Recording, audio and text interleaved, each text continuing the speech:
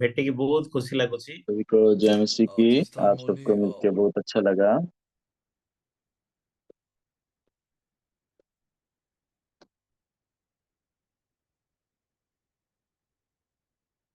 तो इस बार सिर्फ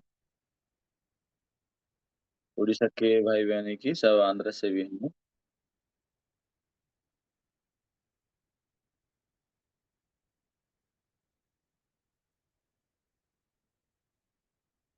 और मेरे लिए 1 घंटा ये बहुत ही कम समय है।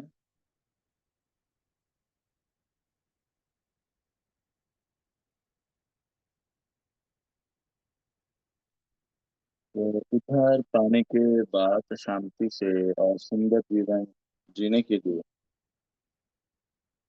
ये बहुत ही आग्रहजनक है।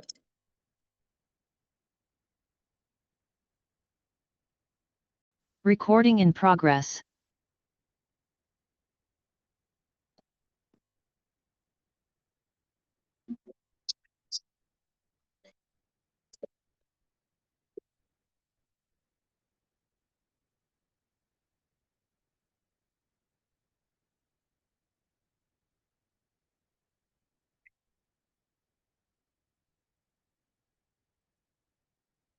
लेकिन आप सारे बात करने के आपको बहुत आग्रह लगेगा और ज्यादा ऐसे जीने के लिए।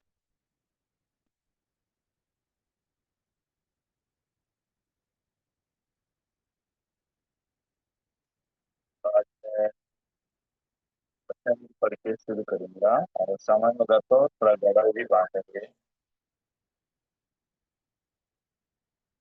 ठीक है, परमेश्वर ने कहा है सदा आनंदित रहो।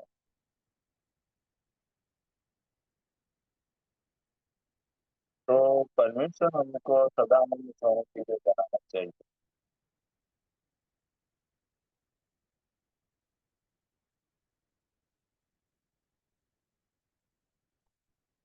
अगर हमें सदा आनंदित होने नहीं बनाते हैं परमेश्वर और फिर बोलेंगे कि सदा आनंदित रहो, तो वो व्यर्थ बात होगी, वो झूठा ठहरेगा। तो इसका मतलब है कि वो हमें सदा आनंदित होने के लिए बनाना है।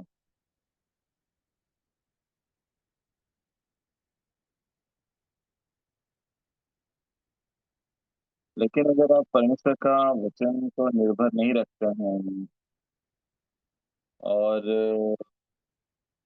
आप अगर पार नहीं होंगे तब आप तो बहुत परेशान होंगे।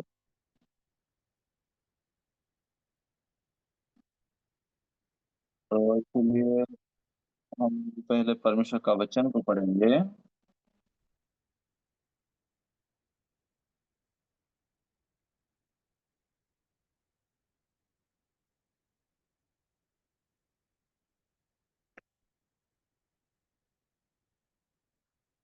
आइए मत्ती के सुसमाचार 21 अध्याय हम पढ़ेंगे।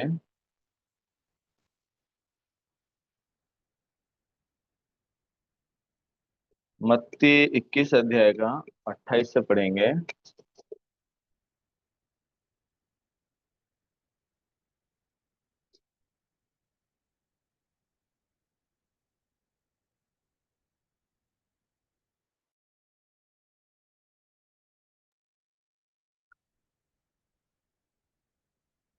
मत्ती 21 अध्याय 28 से, तुम क्या सोचते हो? किसी मनुष्य के 2 पुत्र थे। उसने पहले के पास जाकर कहा, हे पुत्र, आज दाख की बारी में काम कर। उसने उत्तर दिया, मैं नहीं जाऊंगा। परंतु बाद में पछता कर गया।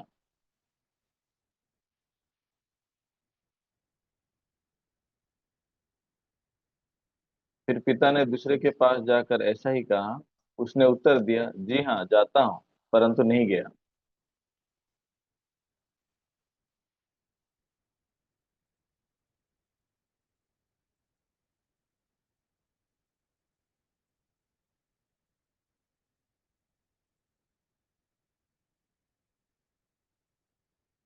9:31 में, इन दोनों में से किसने पिता की इच्छा पूरी की? उन्होंने कहा, पहले ने। इसने उनसे कहा, मैं तुमसे सच कहता हूँ कि महसूल लेने वाले और वेश्याएं तुमसे पहले परमेश्वर के राज्य में प्रवेश करते हैं।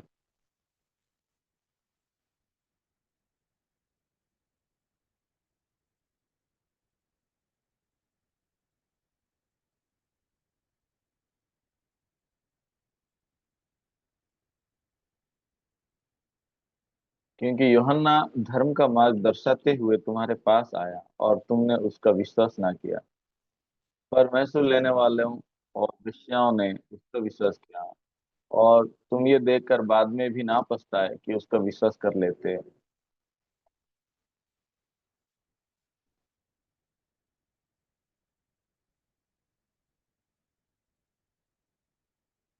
तो इस अध्याय में जो दो प्रकार के लोग हैं, उनके विषय में आप क्या सोचते हैं? पहला जो व्यक्ति था वो नकारात्मक बर्ताव करता हुआ लग रहा है,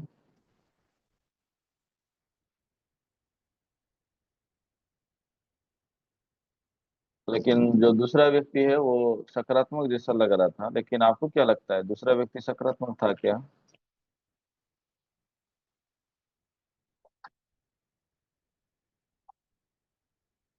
वैसे दोनों में जब देखेंगे, ये जो दूसरा व्यक्ति था वो पहला व्यक्ति से कुछ भी अलग नहीं था।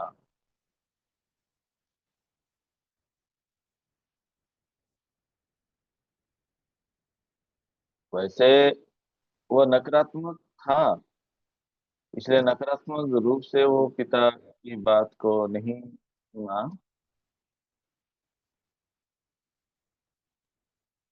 दूसरा व्यक्ति सकारात्मक दिख रहा था।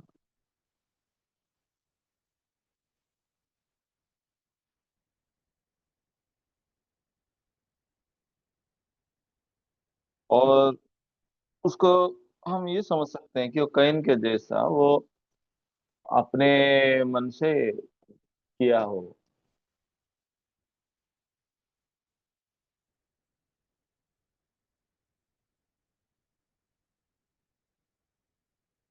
लेकिन अगर कैन का मन को देखेंगे, उसका मन में जो हत्या करने का मन था, उस मन को छिपाते हुए, बाहर रूप से अच्छा मन रखते हुए, अंत में अपने छोटे भाई हाबिल को हत्या कर दिया। तो हाबिल क्यों प्रभु के सामने भेंट चढ़ाने गया?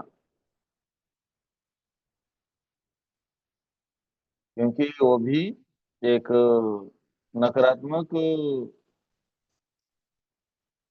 नहीं नहीं, वो एक सकारात्मक व्यक्ति था।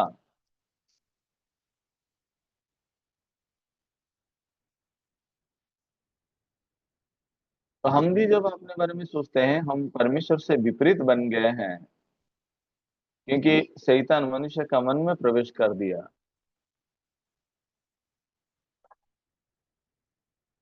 इसलिए ऐसा कोई भी इंसान नहीं है जो वास्तव में पॉजिटिव है।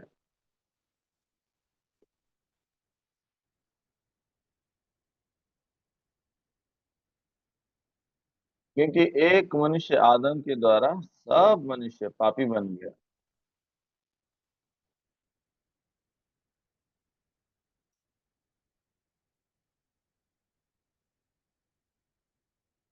तो जैसा रोमियो 5 के 19 में लिखा है, उसके अनुसार एक मनुष्य के द्वारा बहुत लोग पापी ठहरे हैं।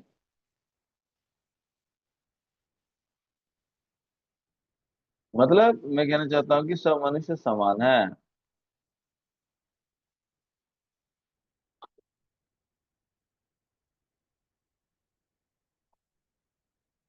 लेकिन बाहरी व्यवहार या बाहरी रूप के द्वारा कुछ कुछ लोग हैं एक दूसरे से बेहतर दिख सकते हैं।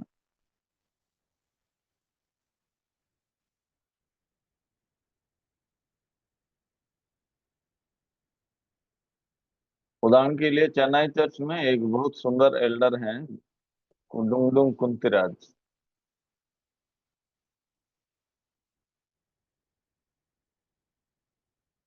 जब मैं भाइयों के साथ प्रचार करता था, तो उस समय बहुत वो आज्ञाकारी थे।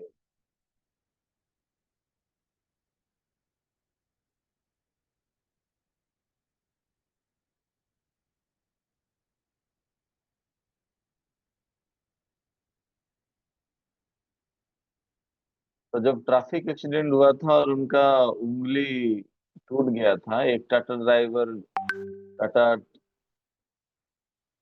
वो उनके सामने से आ गया और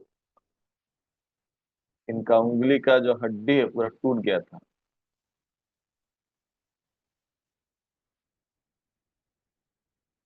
तो उनका उंगली टूट गया था और बहुत ही बुरा हो गया था।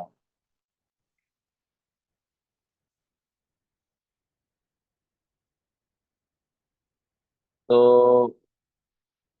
वो कुंतीरा ज्वेलर के जे हड्डी जब चूर हो गया था, मेरा मन भी बहुत चूर हो गया था। फिर उसके बाद में वो चेन्नई चर्च को भेजे गए कि चेन्नई चर्च स्थापन करें।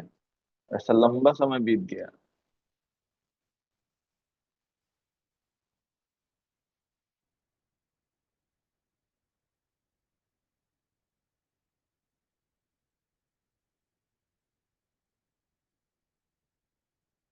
तो फिर बाद में अनेक लीडर लोगों को मिले, मिशनरियों को मिले।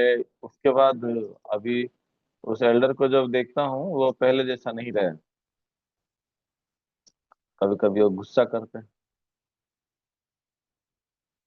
कभी कभी वो उदास हो जाते हैं।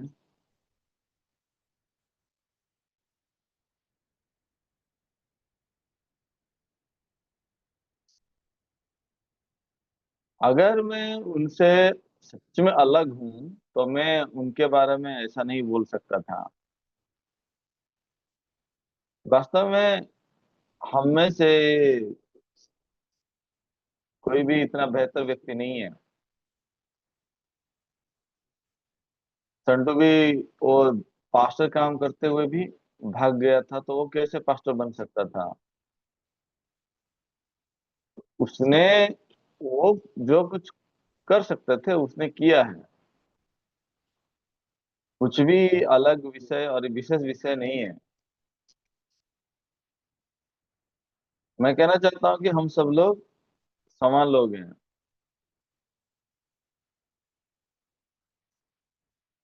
कभी कभी हम बहुत एक अच्छा आदमी की तरह दिखते हैं।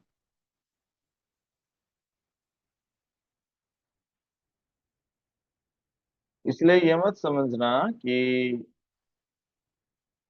हमारा जो स्वभाव है, प्रकृति है, वो बदल गया हो।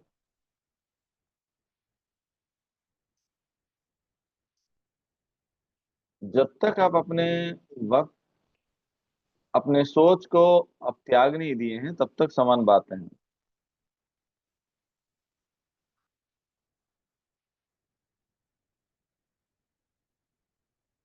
तो हमारे बीच में क्या अंतर है, क्या विशेषता है?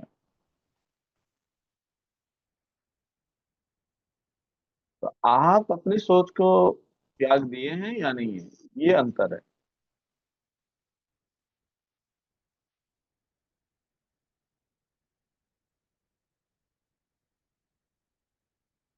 आप चाहे जितना भी अच्छा दिख रहे हो, आज्ञाकारी दिखते हो, परंतु अगर अपने सोच को नहीं फेंके हैं तो आप वो समान व्यक्ति बन जाएंगे।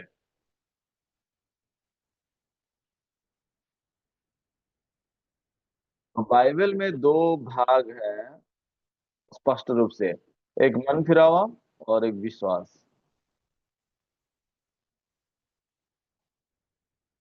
बाइबल जैसा कहता है कि मेरा सोच तुम्हारा सोच नहीं है।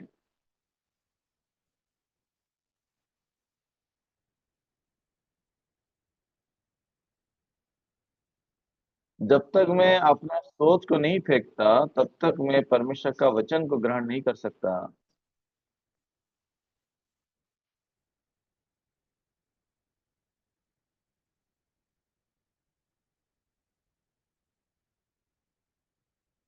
और जब तक अपने सोच को एक दो बार सिर्फ नहीं, जब तक आप नहीं फेंकते हैं तब तक आप स्पष्ट आत्मीय जीवन नहीं जी सकते हैं।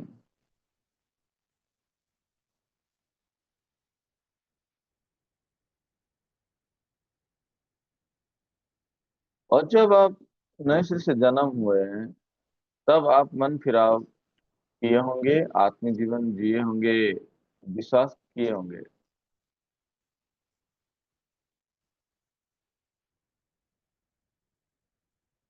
ये एक मन की गठन है जिसमें मन फिराव और विश्वास के द्वारा आपका मन बनता है।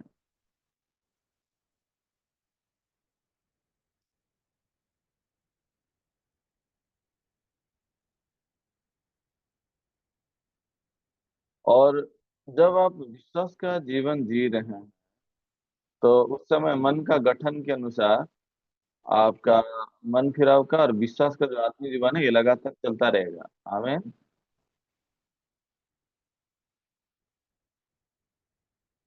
मुझे नहीं पता है बाद में हमें सबक और मिलेगा कि नहीं।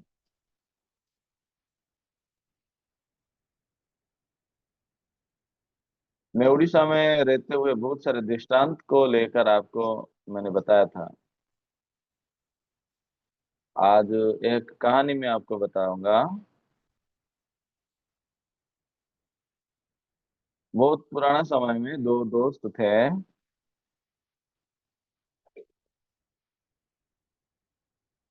एक लड़का था जो अपने स्कूल के पढ़ाई के दौरान बहुत बेहतर था, और एक दूसरा व्यक्ति बहुत ही मूर्ख जैसा लग रहा था, नेल्सन जैसा।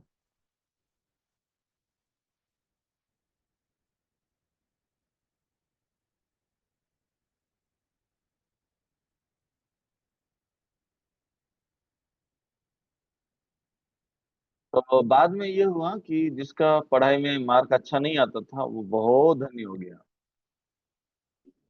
उसका मार्क क्यों अच्छा नहीं होता था पता है क्या? उसका दिमाग अच्छा नहीं था।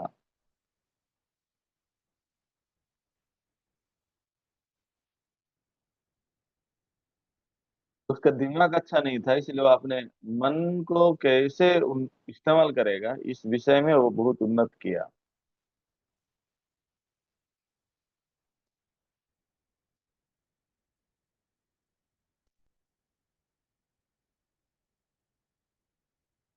वो अपने दिमाग और बुद्धि को इस्तेमाल करने के बजाय वो अपने मन को इस्तेमाल किया और दूसरों का मन को जीतने लगा। वो इस प्रकार वो बढ़ने पाया मन में। मेरा अगर दाएं हाथ को देखेंगे ये बाएं हाथ से बड़ा है,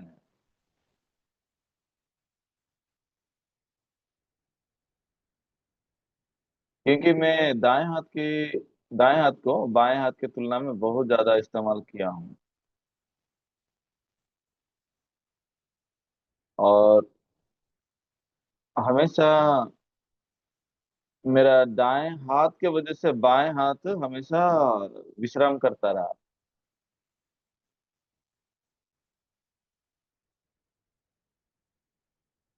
और मेरा जो बाएं हाथ को ज्यादा इस्तेमाल नहीं किया, दाएं हाथ को ज्यादा इस्तेमाल किया, तो मेरा दाएं हाथ ज्यादा बड़ा हो गया।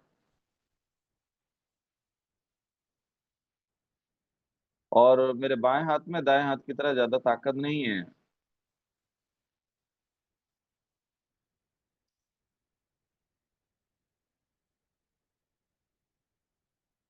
और जो बहुत ही दिमाग में तेज था वो आदमी अपना आ, दिमाग को बहुत चला रहा था।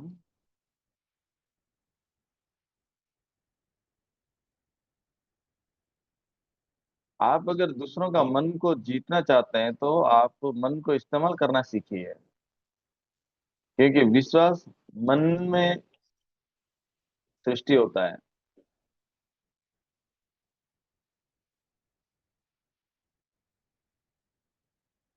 तो उसी प्रकार अपना मन को इस्तेमाल करके आप परमेश्वर से सब कुछ प्राप्त कर सकते हैं।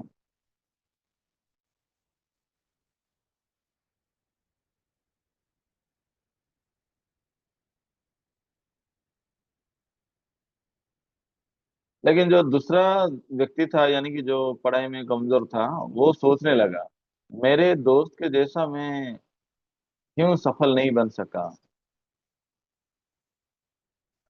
और इन दोनों के घर में तीन तीन बच्चे जन्म हुए थे। लेकिन एक व्यक्ति था बहुत ही गरीब जीवन जी रहा था।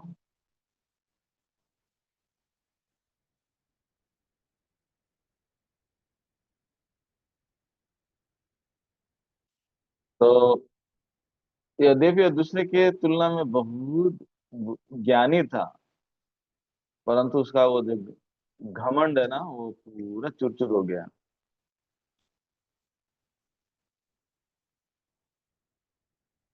तो एक लंबा समय तक वो आविष्कार नहीं किया था, मेरा क्या गलती हुआ था।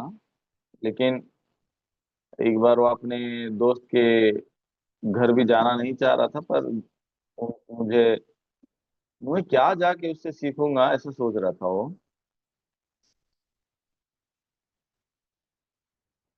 जब मैं स्टूडेंट था उस समय तो मैं उसके तुलना में बहुत बहुत ज्ञानी था। लेकिन वो बहुत धनी बन गया, मैं तो पूरा भिखारी बन गया।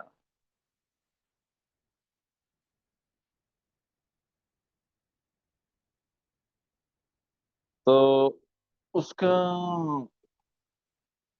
जो है गर्व चूर चूर हो गया ना।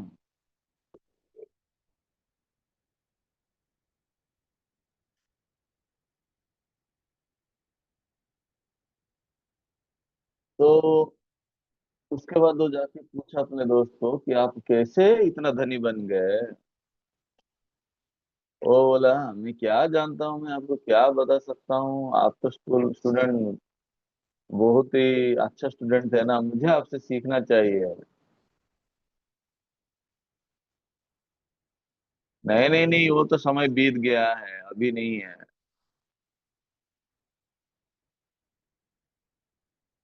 कृपया मुझे अभी सिखाइए, मैं भिखारी हूँ।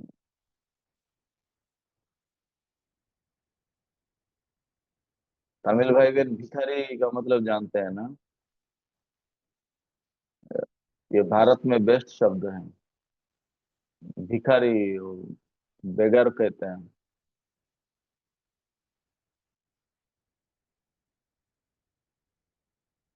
तो ये बोला कि मुझे तो बहुत शर्म लग रहा है, आपको क्या मैं सिखाऊं।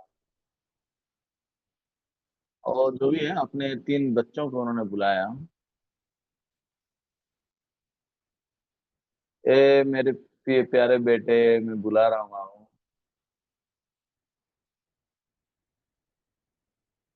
तुम जाओ, एक बहुत बड़ा गाय को लेकर आओ, एक सीढ़ी लेकर आओ। तो तुम्हारे सामने देखो वहां पे वो पैरा का घर है।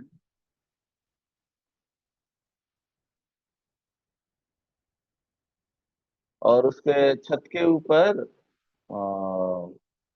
सीढ़ी लगाओ। और ये तीनों ये जो गाय को छत के ऊपर चढ़ाओ।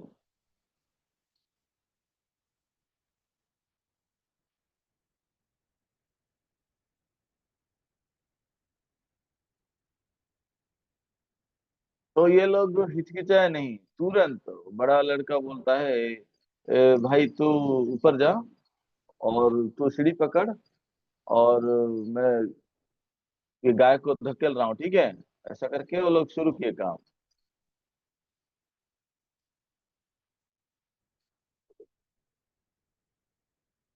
तो गाय भी बहुत बड़ा था। तो ये आदमी जब देख रहा था, ये लोग कैसे लोग हैं ये लड़के, कैसे ये गाय को सीढ़ी से ऊपर ले जाएंगे। और उधर गाय भी वो रंभा रहा है कि मैं, मेरा आवाज अलग है, मेरा भाषा अलग है।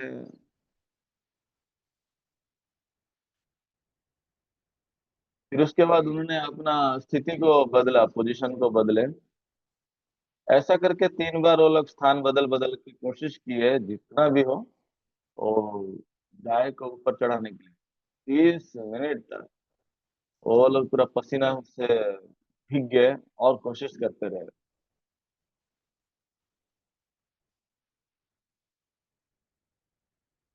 तो उसके बाद पिताजी ने उनको कहा ठीक है ठीक है, अभी रुक जाओ, हो गया। फिर उसके बाद उनको बोला धन्यवाद मेरे बेटे, तुम लोग नहा धो के साफ हो जाओ जाओ। जब वो लोग जाने वाले थे,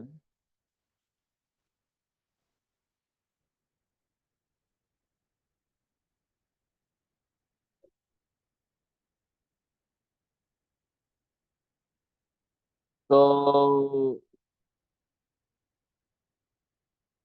जो बुद्धिमान आदमी था ना, वो इन तीन बच्चों को बात किया।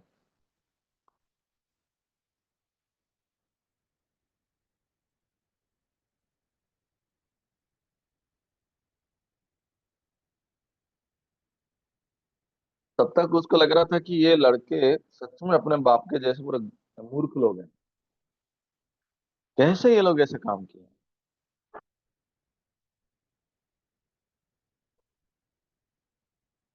अरे ये तो अपने बाप के जैसा निकले। ये जो पढ़ाई के दौरान ये जैसा बुद्धू था, ये लोग लड़के भी एकदम बुद्धू हैं।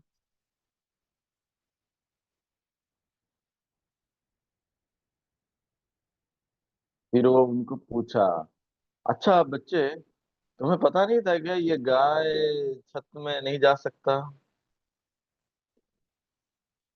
उन्होंने कहा हमें पता था। अरे बाप रे, दिमाग खराब।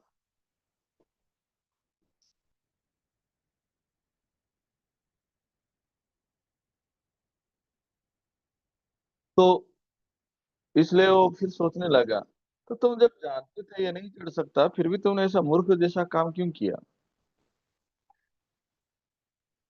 तो तीन लड़के ने जवाब दिया,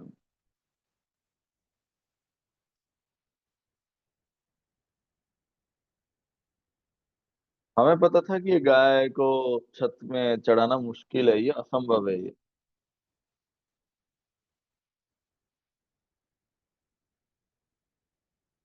और ये ऐसे विषय है जिसको हमारे पिताजी भी बहुत अच्छे से जानते हैं।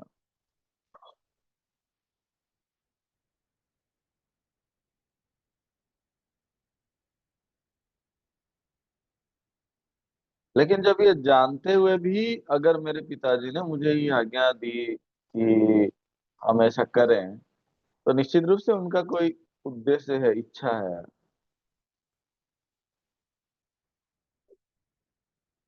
ये कोई ऐसा विषय नहीं है जो हम अ, छत पे गाय को चढ़ा सकते हैं या नहीं चढ़ा सकते हैं।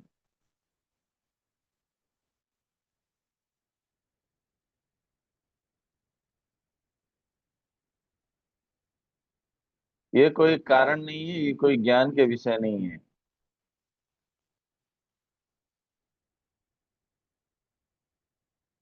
तो जब हम अपने समझ के अनुसार जी रहे हैं, तो हम अपने समझ में जीने वाले लोग बन जाएंगे।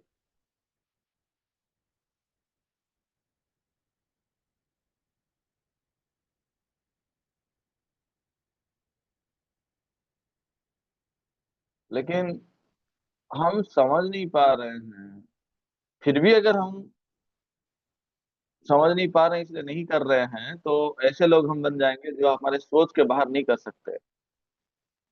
हमारे पिताजी का उद्देश्य क्या है?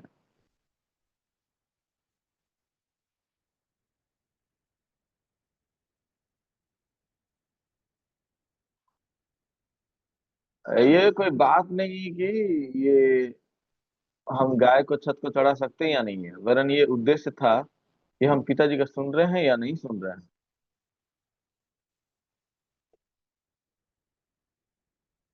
जब हम समझते हैं कि हमारे पिता हमसे बहुत बहुत बेहतर है,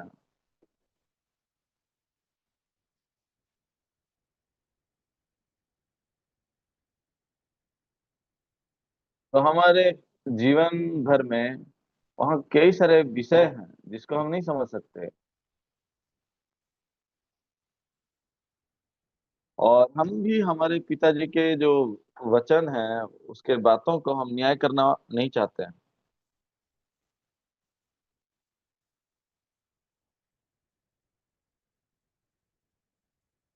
और ये बहुत मूल्यवान है जब हम पिताजी जैसा कह रहे हैं वैसा जब हम करते हैं।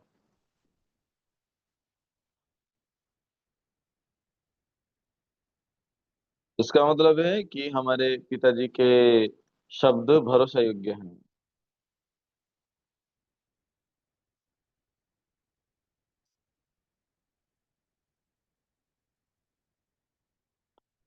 तो हमारे पिताजी हमें प्रेम करते हैं, इसलिए जो कुछ भी पिताजी हमें कह रहे हैं वो बहुत मूल्यवान विषय है। हम हमारे पिताजी को कभी भी हम न्याय नहीं किए हैं।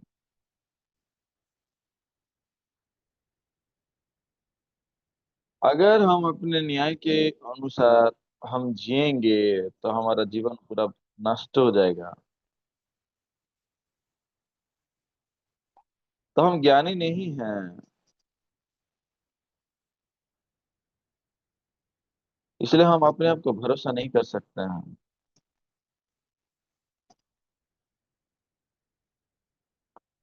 और कभी कभी हम ज्यादा चालाक जैसा लगते हैं।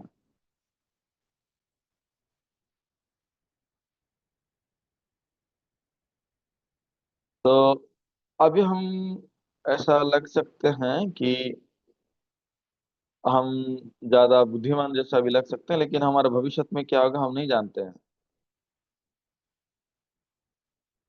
उस समय जो ये बुद्धिमान आदमी था, वो उनके तीनों का पिताजी ना बहुत शर्मिंदा हो गए, आश्चर्य भी हुए।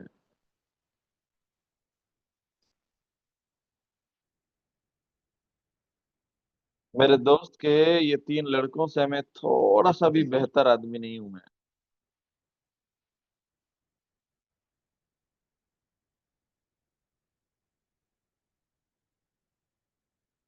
तो वास्तव में मेरा जो दोस्त है, ये अपने तीन लड़कों का मन को सच में जीत पाया है।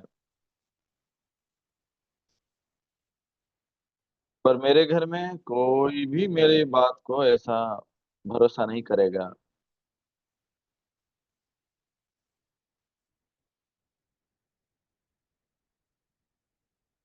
अगर मेरे तीन लड़कों को ऐसा ही करूंगा तो वो लोग तो मुझे पागल समझेंगे, मुझे मेंटल हॉस्पिटल जाना चाहिए ऐसा बोलेंगे।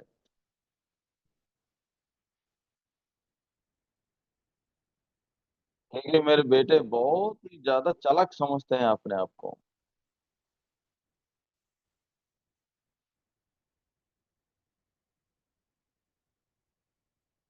तो मैं वास्तव में एक भिखारी हूँ। तो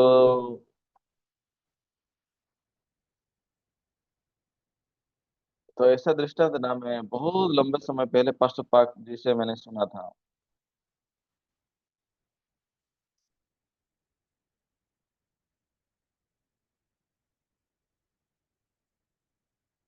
शुरू शुरू में मैं ये दृष्टांत को एक समझाने के लिए मैं दृष्टांत के रूप में इस्तेमाल किया।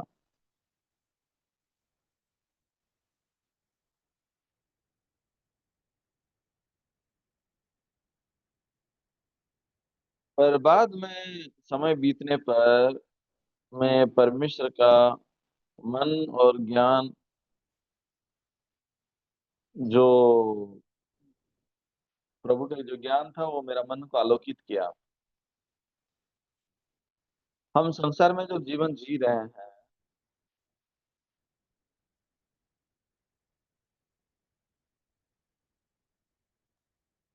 तो सांसारिक व्यक्ति और नए सिरे से जन्मे हुए लोगों में फर्क क्या है। हम भी सामान चिकन करी खाते हैं। जब भी मैं चिकन करी की बात करता हूँ मेरा मुंह में लाली आ रहा है।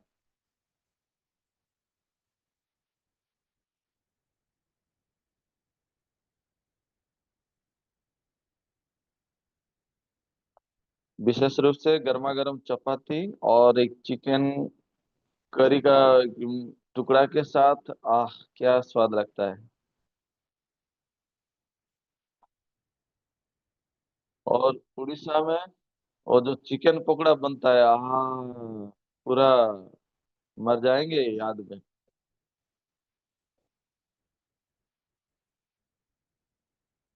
मेरा जीवन भर में बहुत समय मैंने भारत में बिताया हूँ, तो इसलिए मुझे याद है।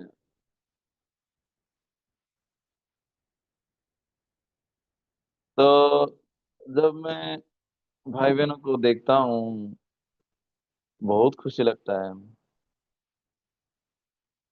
ऐसा लगता है कि मैं अपने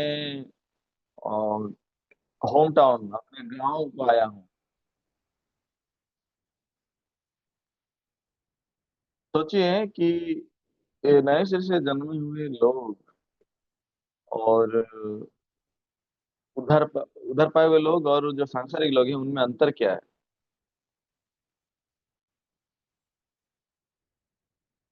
हम सबका एक मन का गठन है, मन का रूप है। जैसे वो दो दोस्तों की मैंने बात किया था। एक चेहरा है जो मन फिरावा हुआ व्यक्ति का, और एक व्यक्ति मन में विश्वास पाया हुआ व्यक्ति का। आप जब उद्धर पाते हैं उस समय आप अपने सोच को फेंकने का हम सक्षम बन गए हैं। जैसा प्रभु ने कहा है कि मेरा सोच तुम्हारा सोच नहीं है।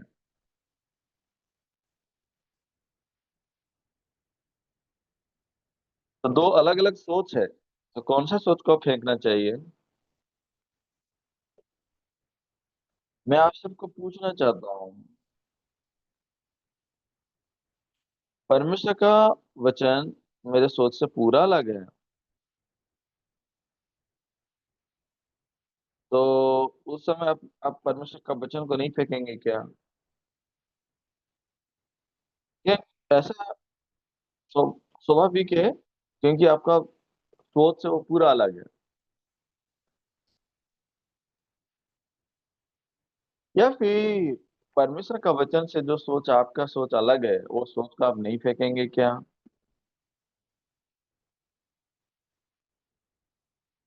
तो मेरा दैनंदिन जीवन के द्वारा मैं मेरे मन से मैं क्या फेंकता हूँ?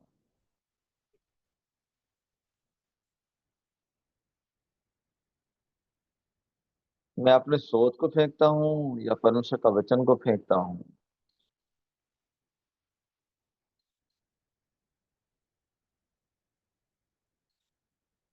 तो यही आपके मन में बहुत बड़ा अंतर दिखाएगा, बहुत बड़ा विभाजन को दिखाएगा। आप जब परमेश्वर का वचनों के द्वारा अगुवाई किए जाते हैं,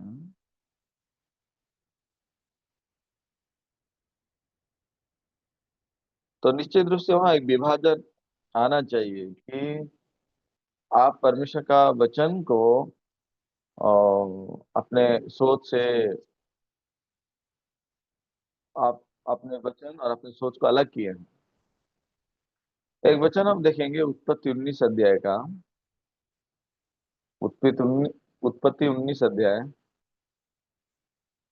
अपने बाइबल खोलिए और हम एक विषय दिखाऊंगा, उत्पत्ति 19 अध्याय।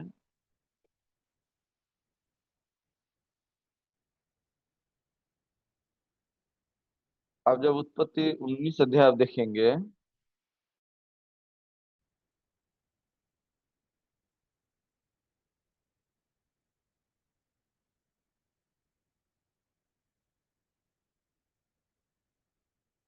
सारे वचन मैं नहीं बताऊंगा, अभी कुछ वचन दिखाऊंगा। 15 वचन देखिए।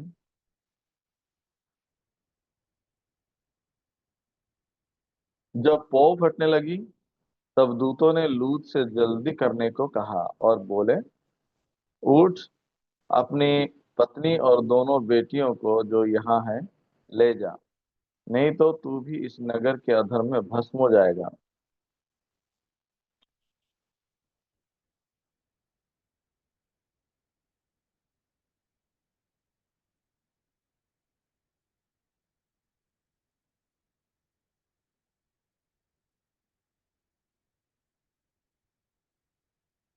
परमेश्वर यहाँ फैसला किए थे सदोम को विनाश करने के लिए।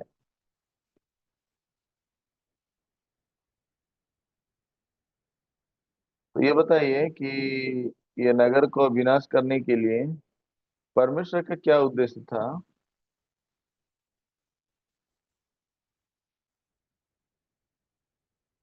ये विनाश नहीं है, ये परमेश्वर का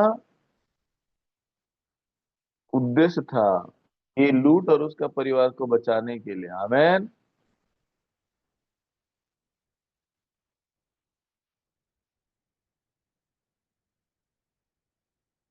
तो आप सोच के देखिए कि कौन इस परमेश्वर का न्याय को लेकर बहुत व्यस्त होना चाहिए।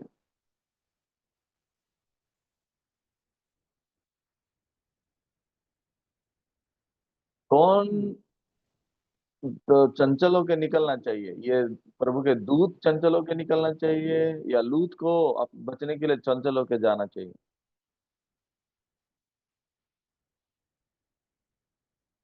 या दूत लोग क्यों लूत को चंचल होने के लिए कह रहे हैं, जल्दी निकालने के लिए? क्योंकि लूत अपने आप में वो चंचल नहीं था वहां से बाहर निकलने के लिए। उसके मन में अपनी सोच पूरा भरा पड़ा था। उसको लग रहा था संदेह से कि सच में ऐसा न्याय होगा कि नहीं होगा। वो संदेह कर रहा था।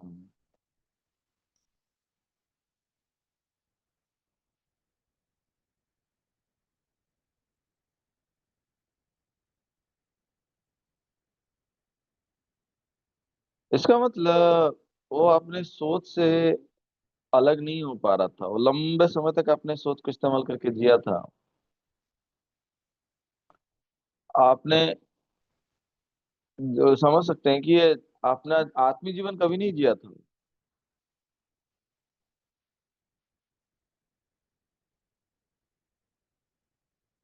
मैं कहना चाहता हूँ कि ये अपने सोच से कभी अलग नहीं हुआ था। वो परमेश्वर का वचन के अनुसार जीने के लिए कभी सोच को नहीं फेंका। इसलिए अपना जीवन जो है ना उसका बहुत धीमा था और बहुत आलसी था।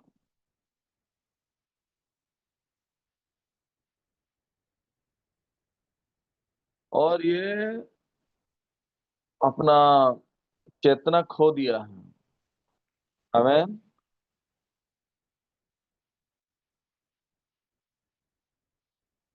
जब परमेश्वर आपको कह रहे हैं तो आप क्या ये लूत से अलग हैं?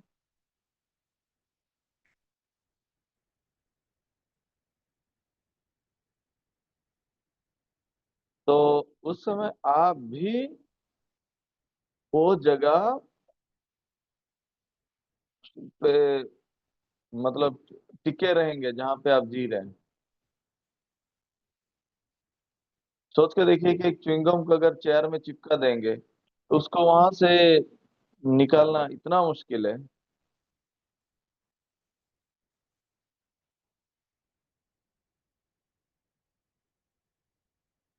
तो आप सोच के देखिए कि आप अपने सोच के साथ वो च्युइंगम के जैसा चिपक चिपक के नहीं जी रहे हैं, या वो गोंद के साथ चिपका हुआ जैसा नहीं जी रहे हैं।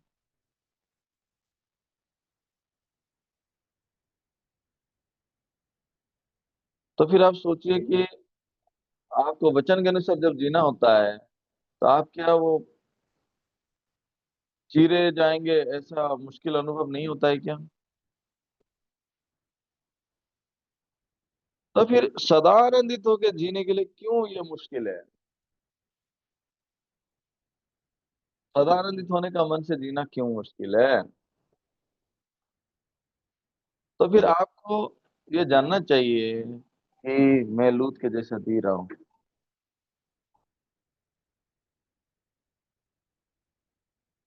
फिर ये 16 वचन आप देखिए,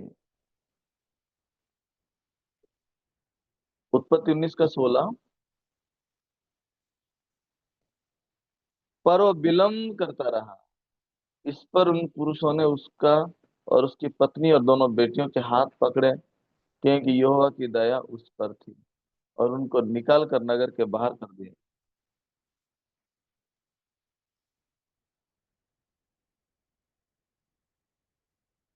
भले ही इन लोगों का जो बर्ताव था वो अच्छा नहीं था, फिर भी परमेश्वर का जो दया उन पर थी,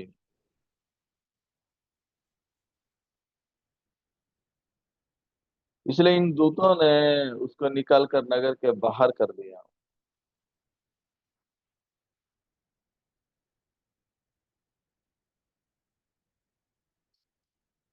आपको क्या लगता है, लूत यहाँ पे बहुत खुशी है या खुश नहीं है?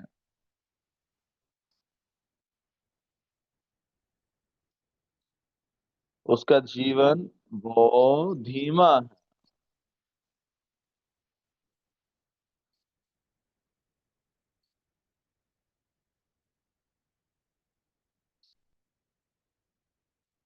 तो अगर अभी लूत को जीवन देखेंगे, अपने इनर्शिया कहा जाता है जो शक्ति है,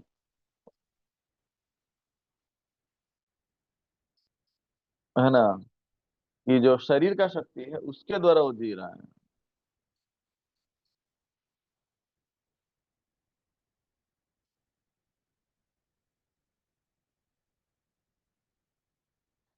मतलब कि वो अपना शरीर को ना बदलते हुए वो अपने मन की जड़ता से वो जी रहा है।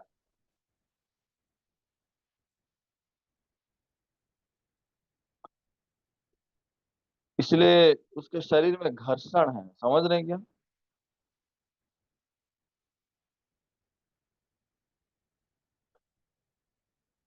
दो चीजें जब एक दूसरे से टकराते हैं, घर्षण होता है, तो गर्म उत्पन्न होता है।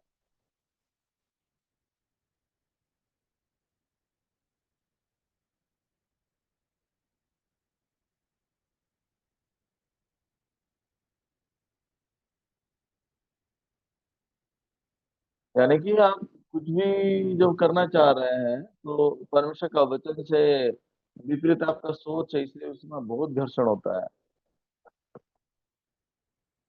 मतलब कि आप उसको करना नहीं चाहते हैं।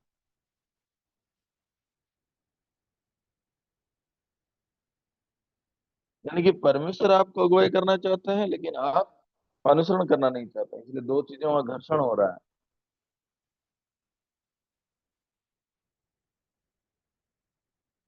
दो विपरीत चीजें हैं लेकिन एक दूसरे से टकरा रहे हैं।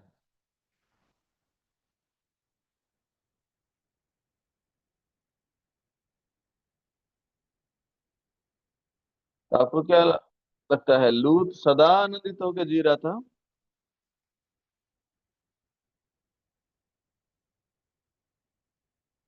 नहीं, जबरदस्ती वो परमेश्वर के द्वारा खींचा जा रहा है, घसीटा जा रहा है।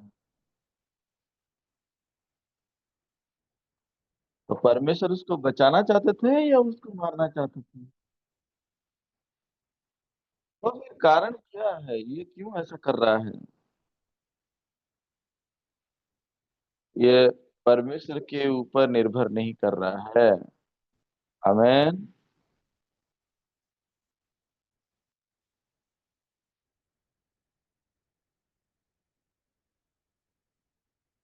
आपके मन में जो विश्वास नहीं है, उस समय लूत का मन की स्थिति की तरह आपका मन में भी ऐसा स्थिति बन जाता है।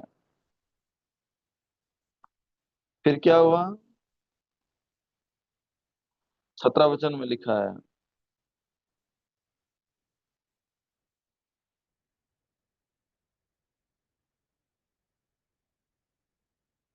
और ऐसा हुआ कि जब उन्होंने उनको बाहर निकाला, तब कहा, अपना प्राण लेकर भाग जा, पीछे की ओर ना ताकना और तराई भर में ना ठहरना, उस पहाड़ पर भाग जाना, नहीं तो तू भी भस्म हो जाएगा।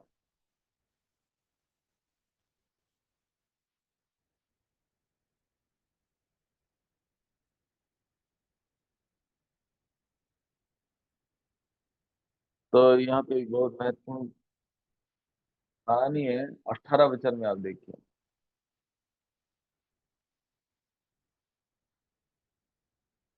लूत ने उससे कहा, हे प्रभु, ऐसा ना कर।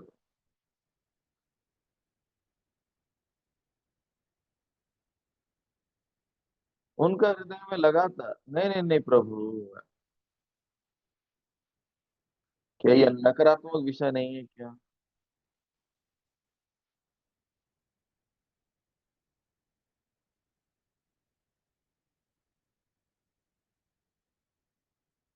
वो जब नकारात्मक मन रखा है तब, और प्रभु उसको अगुवाई करना चाहते हैं, बहुत मुश्किल हो रहा है।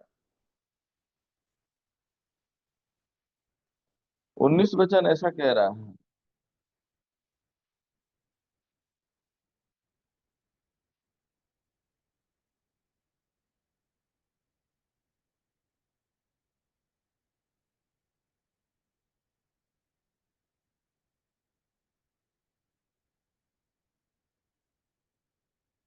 देख, तेरे दास पर तेरी अनुग्रह की दृष्टि हुई है, और तूने इसमें बड़ी कृपा दिखाई कि मेरे प्राण को बचाया है।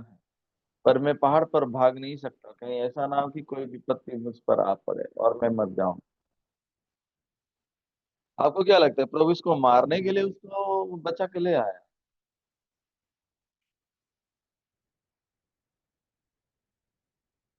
लूत के मन में डर छाया हुआ है ना।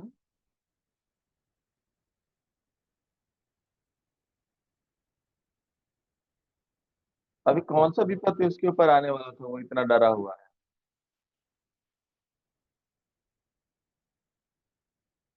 उसको कैसे लगा कि वो मर जाएगा? कैसे पता चला? वो जो बातें कर रहा है सब अस्पष्ट बातें हैं।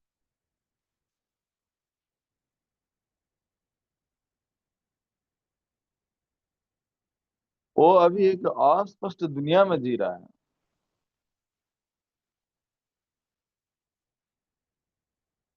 वो बहुत ही अस्पष्ट विषय से पकड़ा हुआ है।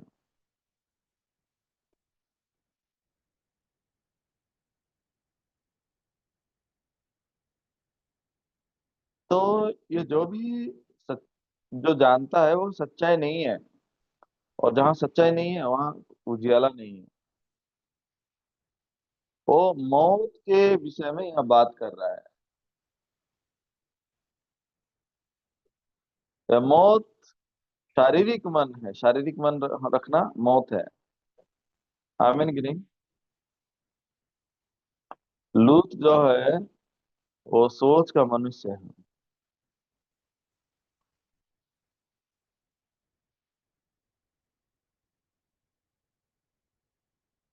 तो भाई और बहनों, आप अपने भोजन के विषय, जो भारी विषय को लेकर क्यों मन में भारी हैं? आप जो कारण बता रहे हैं उन परिस्थिति की वजह से नहीं है, वरन क्यों मन बोझ है? सोच के वजह से। फिर 20 पद देखिए।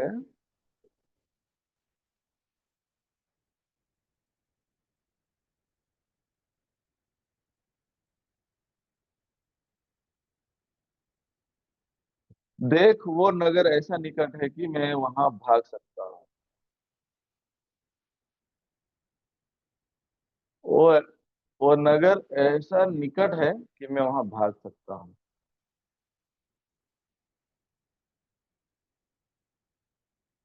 और वो छोटा भी है, मुझे वही भाग जाने दे। क्या वो नगर छोटा नहीं है और मेरा प्राण बच जाएगा?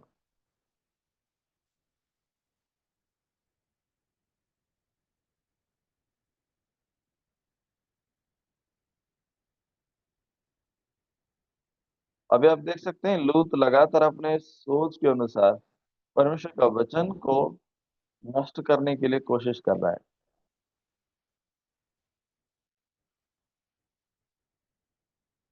बाद में दूतों ने छोड़ दिए, ठीक है तू जैसा करना चाहता है कर।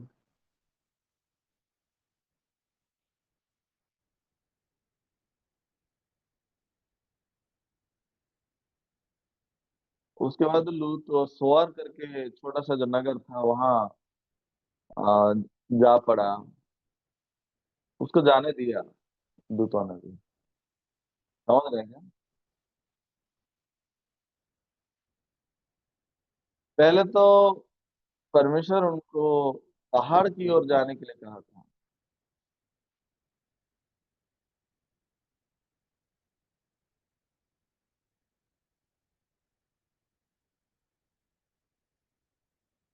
अंत में परमेश्वर का जो वचन था पहाड़ की ओर, वो बदल के स्वर्ग की नगर में बदल गया, उसके सोच के अनुसार।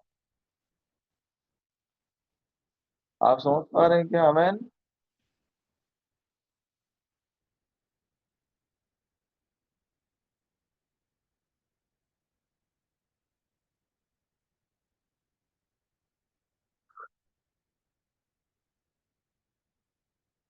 अगर परमेश्वर का वचन को छोड़ के अपने सोच के अनुसार जिएंगे तो आपका जीवन लूत के जैसा बनेगा।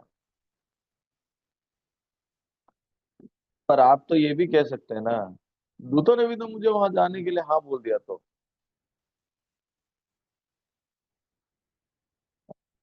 देखिए, प्रभु उसको ऐसा करने के लिए जानबूझ के छोड़ दिया।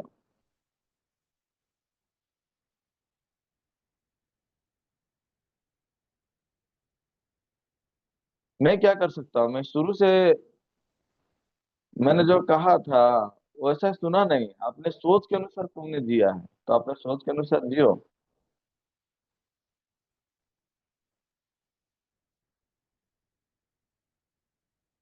तो अब देखिए अंत में क्या हुआ, उसका स्त्री तो नमक का खंबा बन गया। फिर उसको छोड़ देने से ये लूत और उसके दो बेटी, वो क्या है, स्वर में चले गए। स्वर में भी उसका डर खत्म नहीं हुआ। स्वर के नगर के कारण नहीं, स्वर नगर में भी वो प्रभु को विश्वास नहीं किया, इसीलिए वो डरता था।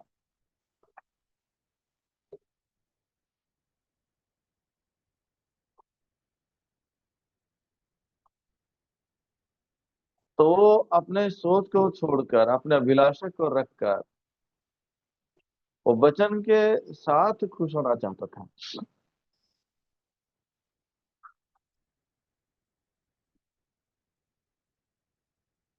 ऐसा नहीं कि समय बीतने पर आत्मिक जीवन वो बदल जाएगा, उन्नति करेगा।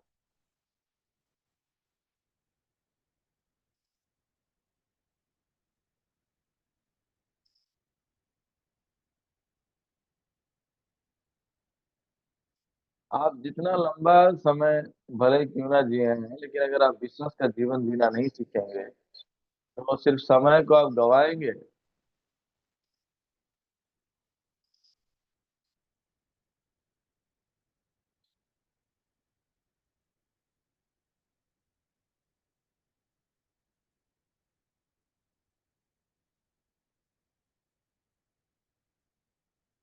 तो पहले आत्मा के द्वारा जीने के लिए आपको अपने सोच से अलग होना पड़ेगा।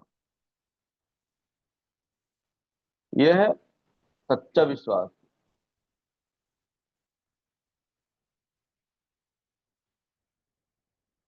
उसके बाद क्या हुआ, वो बाद में भी बहुत डर डर के जीने लगा, क्योंकि अपने सोच के द्वारा वो जी रहा था।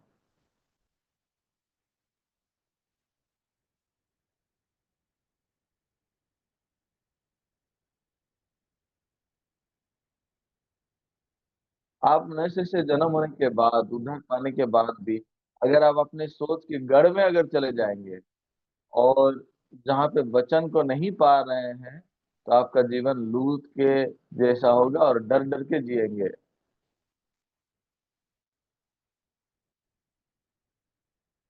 फिर उसको एक गुफा मिला जो अंधकार का गुफा है। हमें, तो उसका जीवन का अंतिम मंजिल स्थान क्या था? वो अंधकार में बंधा हो गया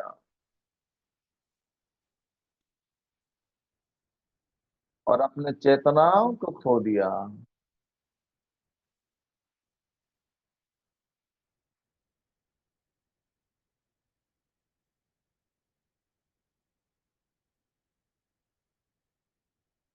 उसके बाद उसके दो बेटी भी एक के बाद एक उसके साथ सोए, और कितना शर्मिंदा और गंदी घटना हुई है।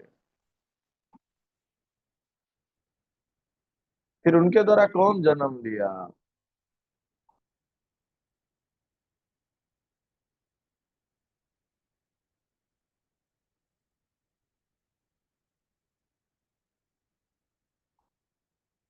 मोआबी और अमोनी लोग, ये दो शत्रु लोग वहां पे जन्म हुए।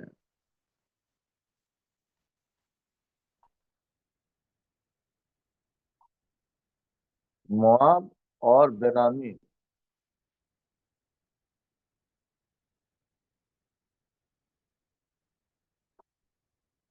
तो ये दो गोष्ठी जो है इजराइल के जीवन भर में बहुत ही परेशान किए थे।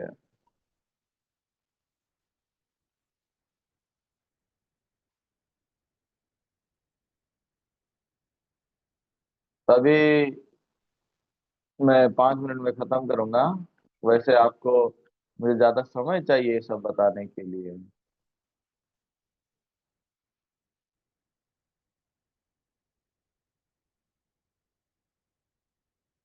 लूका 7 अध्याय का जो सेनापति है उसके बारे में सोचिए आप। एक सूबेदार था, इसके कहानी लिखा है। इस सूबेदार का एक प्रिय दास था, वो बहुत बीमार पड़ा और वो मरने पर था। पर ये सूबेदार यीशु की चर्चा सुना कि वो उस नगर में आया हुआ था। किसी ने उसको बता दिया होगा ये यीशु इस रास्ते से जाएगा।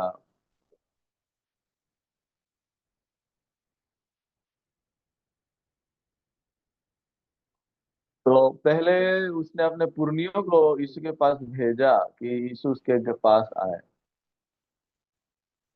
ये पुरनी उसे विनती करके बुलाए कि वो आकर अपने दास को चंगा कर दे।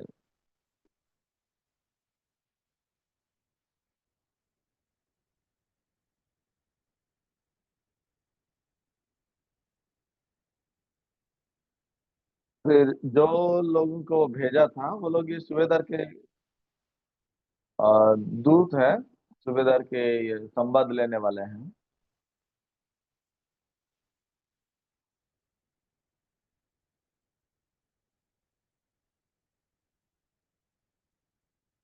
तो उन्होंने जाकर यीशु को ये बोल रहे हैं कि वो इस योग्य है कि तू उसके लिए ये करे क्योंकि वो हमारी जाति से प्रेम रखता है और उसने हमारे आराधनालय को बनाया है।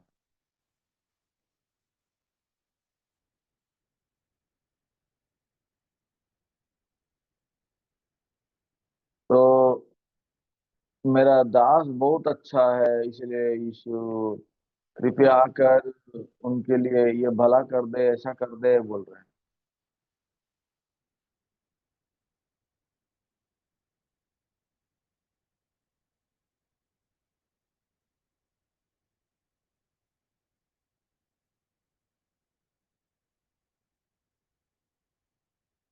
तो ये सूबेदार ने बाद में सोचा, अरे मेरे क्या क्या इन लोगों को यीशु को बुलाने के लिए मैंने बेचा। मैं पागल हो गया हूँ क्या? मैं क्या योग्य हूँ यीशु मेरे घर आए?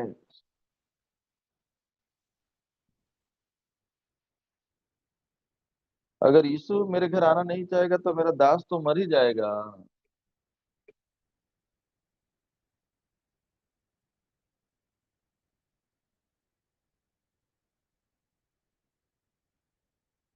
फिर उसके बाद वो किसी और लोगों को भेजा था।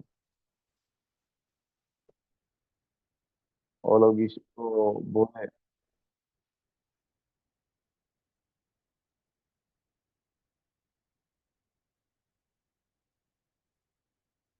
परंतु फिर उसके बाद उधर वो जाके वो बोल रहा है, हे प्रभु दुख ना उठा, क्योंकि मैं इस योग्य नहीं कि तू मेरी छत के तले आए। इसी कारण मैंने अपने आप को इस योग्य भी ना समझा कि तेरे पास आऊं, पर वचन ही कह दे तो मेरा सेवक चंगा हो जाए। आप यहाँ पे देखिए, ये सूबेदार जो है वो अयोग्य रूप में खड़ा है, उसका मन बदल गया है, उसका शब्द भी बदल गया है और उसका बर्ताव भी बदल गया है। आमीन।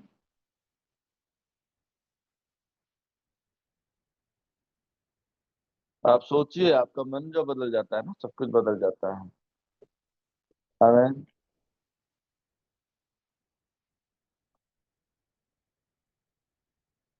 आपका मन बदल गया तो आपका आत्मीय जीवन भी बहुत सुंदर होता है, सदा आनंदित करेंगे।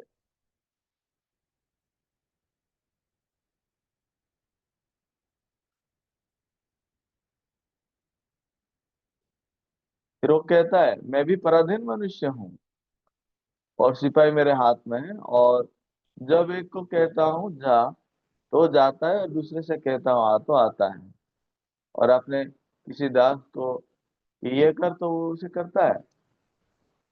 ये सुनकर यीशु को अचंभा हुआ और उसने कहा कि मैं तुमसे कहता हूँ कि मैंने इसराइल में भी ऐसा विश्वास नहीं पाया। आमीन। सारे इसराइल में भी मैंने ऐसा विश्वास नहीं पाया है, कह रहा।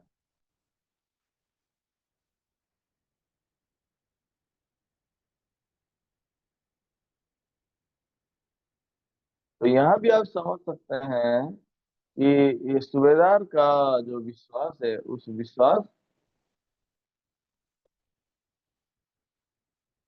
में सूबेदार का क्या बदला हुआ था कि अपना सारा सोच संपूर्ण रूप से अलग हो गया था।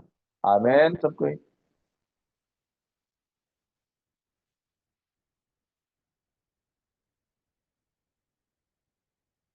इसलिए इब्रानियों 11 का 6 वचन अगर देखेंगे,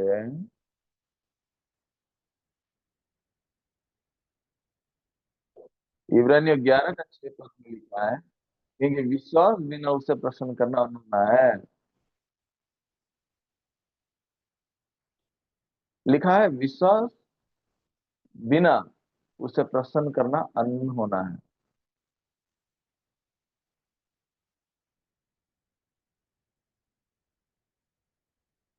मतलब कि अपने सोच को विश्वास करके आप कैसे वचन को विश्वास कर सकते हैं? दो चीज को कैसे विश्वास कर पाएंगे? वचन भी, सोच भी। हमें,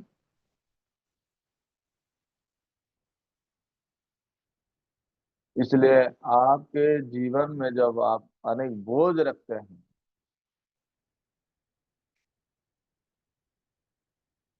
तो आप ये संसार को, ये दीवार को कैसे जीत पाएंगे? आप ये हिसाब मत करिए कि मैं ये छलांग लगाना संभव है या नहीं है। भजन संहिता 18 का 29 में, भजन संहिता 18 का 29 पद में,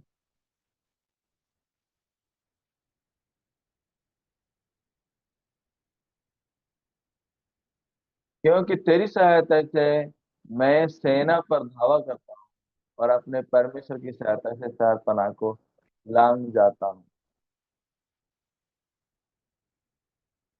तेरी सहायता से क्या है? परमेश्वर के ऊपर निर्भर रख के, परमेश्वर के वचनों पे भरोसा रख के। आमीन सब कोई।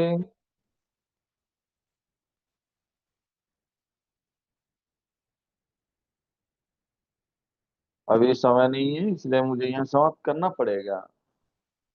अगली बार आप मुझे बुलाइए।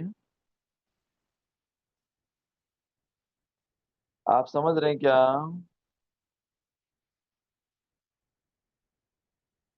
मैं कहना चाहता हूँ, पहला लड़का जो था वो नकारात्मक दिख रहा था, पर जब अपना सोच को वो जो फेंका, वो सकारात्मक बन गया। और दूसरा वाला जो था वो सकारात्मक दिख रहा था, लेकिन उसके जीवन में कोई मन फिरावा नहीं है।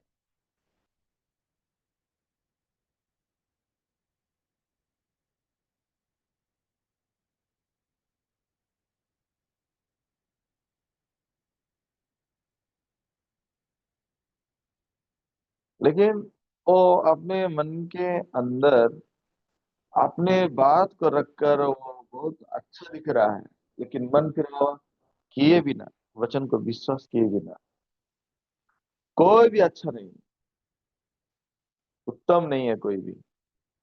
मैं आशा करता हूँ आप सबको ये आत्मिक जीवन जिएंगे।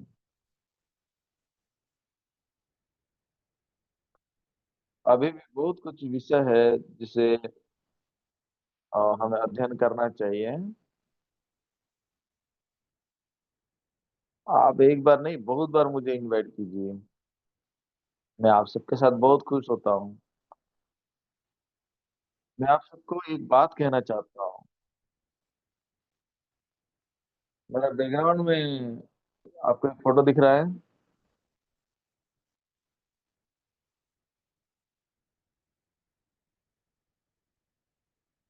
ये जो स्क्रीन है, इस स्क्रीन का बैकग्राउंड से मैं यूट्यूब में प्रचार कर रहा हूँ।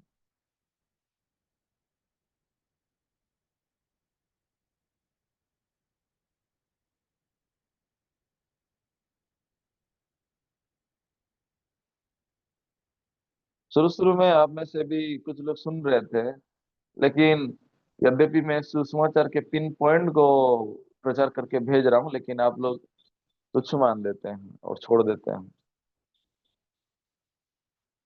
ये परमेश्वर का इच्छा और चर्च का इच्छा है।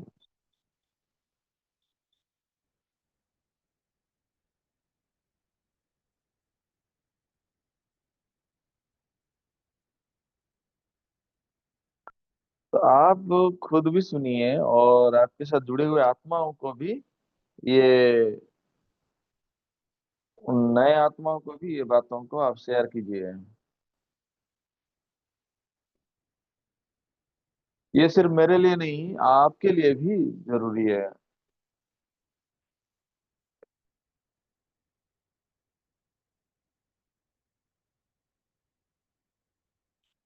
धीरे धीरे क्या होगा, भारत के अन्य लोग भी हमारे चर्च में जुड़ जाएंगे।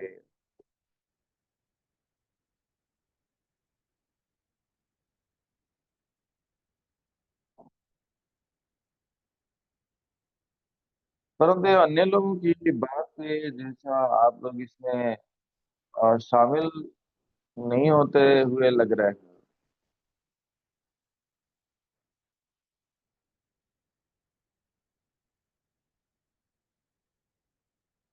यहाँ पास्टर नेल्सन, शंटो, ग्लैड सबको मैं आग्रह करता हूँ।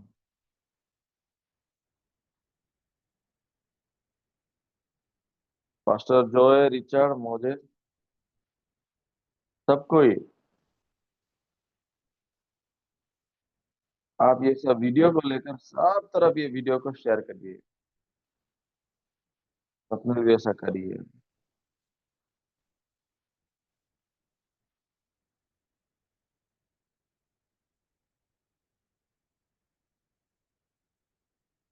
मैं देखूंगा आज कैसे होगा, मैं भी आज रिकॉर्ड करके अपलोड करूंगा।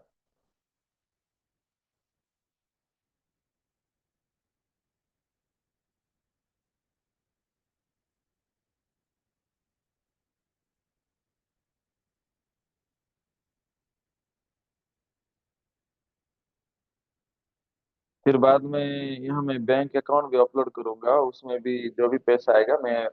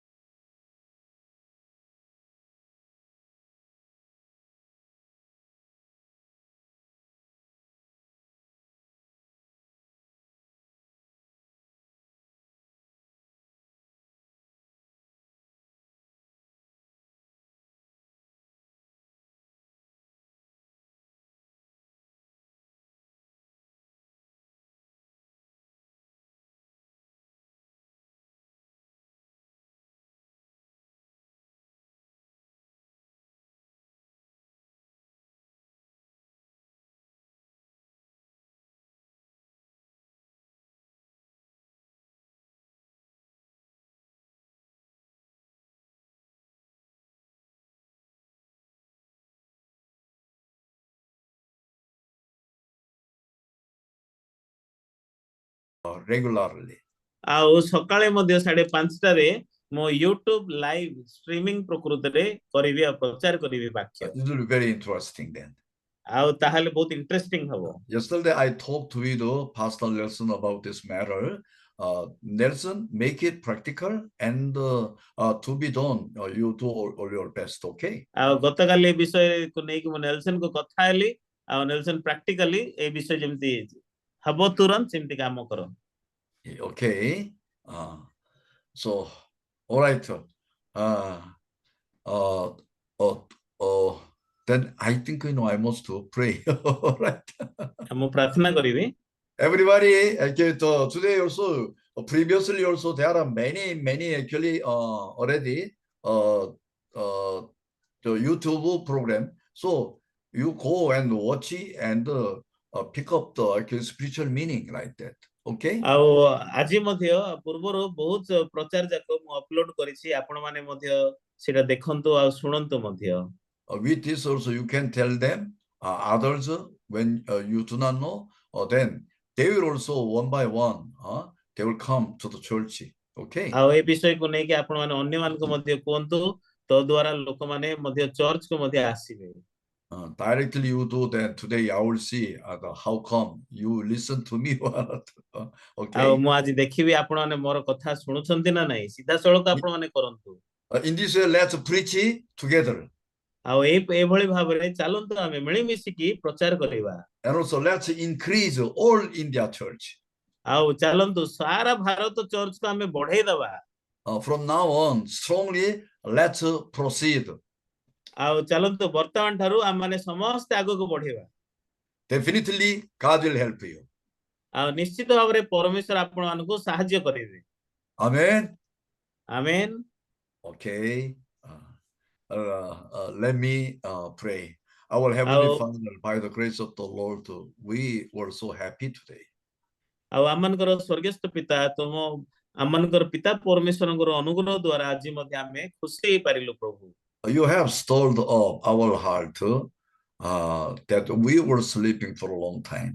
ଆଉ ଲମ୍ବା ସମୟ ଧରିକି ଆମେ ଶୋଇ ପଡିଥିଲୁ ପ୍ରଭୁ, କିନ୍ତୁ ତୁମେ ଆମମାନଙ୍କର ହୃଦୟକୁ ଆଜି ତୁମେ ଘାଣ୍ଟି ଦେଲ। We came to hear how to live spiritually. ଆମେ ଏ ସ୍ଥାନକୁ ଆସିଅଛୁ କିପରି ଭାବରେ ଆତ୍ମିକ ଜୀବନ ବଞ୍ଚିବୁ, How to go up to the world of the faith. ଆଉ କେମିତି ଆତ୍ମିକତା ଭାବରେ ଆଉ ବିଶ୍ୱାସର ଜଗତକୁ ଯାଇପାରିବୁ। Keeping our thinking continuously when we waste the time, how our life will be ended up like a destination of Lot. ଆଉ ଆମମାନଙ୍କର ଜୀବନରେ ମଧ୍ୟ ଯଦି ଆମେ ଧରାଯିବୁ, ଆଉ କେମିତି ଏ ଲୋଟର ଜୀବନର ଶେଷରେ ସେ ଯେପରି ହେଲେ ସେପରି ହବୁ। Many forsake our thinking and changing our heart when to the end are led by the word of God. It is the happiness of God. କିନ୍ତୁ ଯେତେବେଳେ ଆମମାନଙ୍କର ଚିନ୍ତାକୁ ପରିତ୍ୟାଗ କରି ପରମେଶ୍ୱରଙ୍କର ବାକ୍ୟ ଦ୍ୱାରା ଯେତେବେଳେ ଆମେ ଚାଳିତ ହବୁ, ସେତେବେଳକୁ ଆମେ କେତେ ପରିମାଣରେ ଖୁସି ହେଇପାରିବୁ।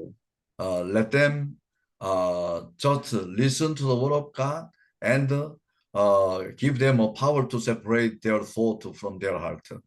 ପରମେଶ୍ୱର ସେମାନେ ଈଶ୍ୱରଙ୍କ ବାକ୍ୟକୁ ଶୁଣନ୍ତୁ, ତୁମେ ଶକ୍ତିକୁ ଦିଅ ଚିନ୍ତାରୁ, ଯେପରି ସେମାନେ ଅଲଗା ହୋଇ ବାକ୍ୟ ସହିତ ଏକ ହେବେ।